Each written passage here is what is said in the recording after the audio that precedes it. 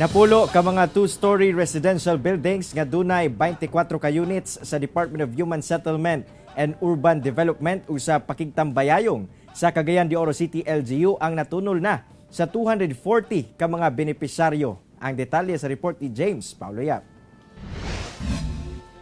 Gipangunahan ni Department of Human Settlements and Urban Development of the Philippines, Secretary Eduardo Del Rosario, ang pagtunol sa housing project sa Cagayan de Oro ngadto sa kapin 200 ka mga benepisyaryo sa proyekto sa Balubal Heights, Cagayan de Oro City. Inisyal nga gitunol ang napulo ka two-story residential buildings nga adunay 24 ka mga housing units matag building. Hilabihang kalipay ni Nanay Estrella de la Peña nga human sa kapin 20 ka tuig nga pagpangarkila, makaangko na kini og kaugalingong balay.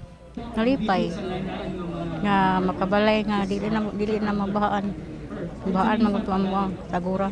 Ang napulo ka mga two-story residential buildings kabahin sa 500 million worth nga housing project sa syudad alang sa 960 ka mga beneficiaries nga giila sa lokal nga kagamhanan nga walay balay sa Cagayan de Oro City. Sa karon, nagpadayon pa ang konstruksyon sa laing 30 ka mga buildings nga lauman nga matapos bago mahuman ang tuig 2022.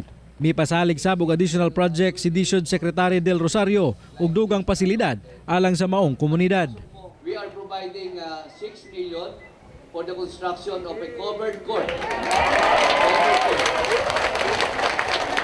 And additional 2 million for daycare center.